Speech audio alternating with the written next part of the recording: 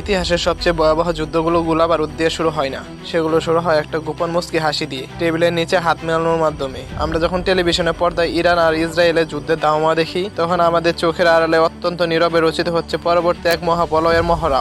আজ আমরা উন্মোচন করতে যাচ্ছি মধ্যপ্রাচ্যের দুই ধনকুবের সৌদি আরব এবং সংযুক্ত আরব আমিরাতের সেই গোপন কোল্ড ওয়ার, যা আপনার চেনা পৃথিবীকে এক মুহূর্তে পরিবর্তন করে দিতে পারে। হঠাৎ কেন এক সময়ের পরম বন্ধুরা এখন একে অপরের দিকে সন্দেহে চোখে তাকাচ্ছে? কেনই বা তাদের ভিতরে এত উত্তেজনা? আজ আমরা উন্মোচন করব সেই সকল অজানা প্রশ্নের উত্তর। কল্পনা করুন দুই বন্ধুর কথা, যারা দীর্ঘ এক দশক ধরে এক থালায় খাবার খেয়ে এসেছে।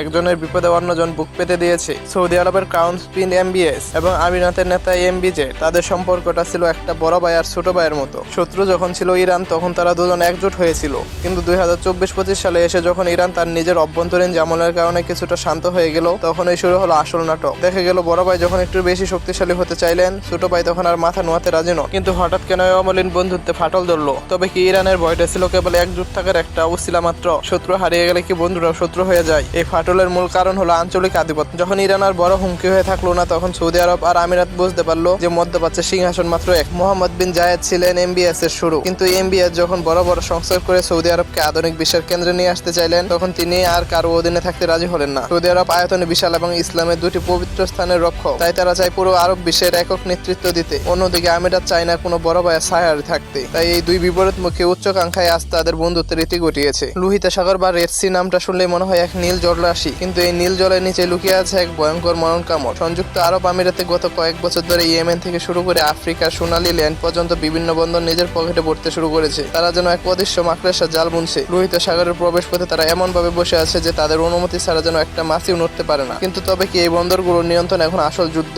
হঠাৎ কেন ইয়েমেন বা সোমালিয়ার মতো গরিব দেশগুলো এখন এই দুই ধনকুবের দাবার বোর্ডে পরিণত হয়েছে? এটা আসলে এক শ্বাসরোধ করার খেলা। আমিরাত যদি রেড সির বন্দরগুলো নিয়ন্ত্রণ করে নেই, তবে সৌদি আরবের উচ্চবিলাসী প্রজেক্ট নিয়ম এবং তাদের পুরো পশ্চিম উপকূলের অর্থনীতি আমিরাতের করোনার উপর নির্ভরশীল হয়ে পড়বে। সৌদি আরব এটা কোনোভাবে হতে দিতে পারে না। এই কারণে সৌদি আরব এখন ইয়েমেনে আমিরাত সমর্থিত বিদ্রোহীদের বিরুদ্ধে গিয়ে কেন্দ্রীয় সরকারকে শক্তিশালী করছে, যে এই সমুদ্র পথের চাবিকাঠি নিজের পকেটে রাখবে। আগামী কয়েক দশক সেই হবে এই অঞ্চলের আসল ডন। তারা জানে কেবল তেল বেচে আর বেশি দিন বিলাসিতা চলবে না। সংযুক্ত আরব আমিরাত এই সত্যটা আগেই বুঝেছিল, তাই তারা দুবাইকে বানিয়েছিল পর্যটন ব্যবসার স্বর্গ। গত 30 বছর ধরে সারা বিশ্বের সব বড় বড় কোম্পানির অফিস ছিল দুবাইয়ে। কিন্তু হঠাৎ একদিন সৌদি আরব থেকে একটা নোটিশ এলো। নোটিশটা অনেকটা এরকম, যদি আমাদের সাথে ব্যবসা করতে চাও তবে দুবাই ছাড়ো, রিয়াদে এসো। কিন্তু হঠাৎ কেন সৌদি আরব দুবাইয়ের পেটে লাথি মারলো? তবে কি রিয়াদ চাচ্ছে দুবাইয়ের জৌলুসকে নিয়ে তাকে এক অন্ধকার গহ্বরে ফেলে দিতে? এটা একটি হয় তুমি নয় আমি টাইপের খেলা। সৌদি আরব 2024 সালে এসে একটি আইন করেছে যে যেসব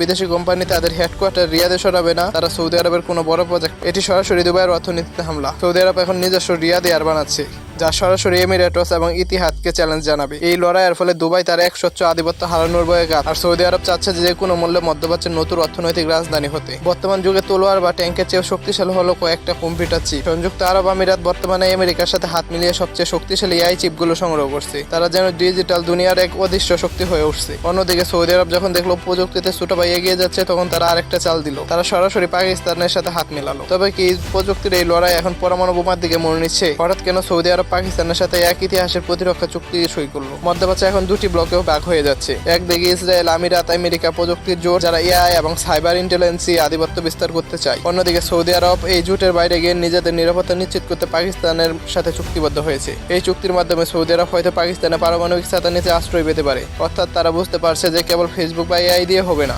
বিপদে পড়লে পারমাণবিক শক্তির একটা প্রচ্ছন্ন সমর্থন দরকার। আলো ধীরে ধীরে নিভে আসতে, সময় গুনিয়ে আসতে। মানচিত্রের উপর সেই লাল বিন্দুগুলো এখন স্নান, কিন্তু অন্ধকারের ভেতরে কি কিছু একটা নড়বড়া? দাবার বোর্ডের রাজার মন্দির হয়তো সুরক্ষিত আছে, কিন্তু সাধারণ মানুষের জীবন এখন দুই শক্তির জেদের কাছে বন্দী। প্রশ্নটা আপনার কাছেই রেখে যাচ্ছি, তবে কি এই কোল্ড ওয়ার যে কোনো দিন সরাসরি যুদ্ধের রূপ নেবে, নাকি দাবার এই খেলা চলতেই থাকবে?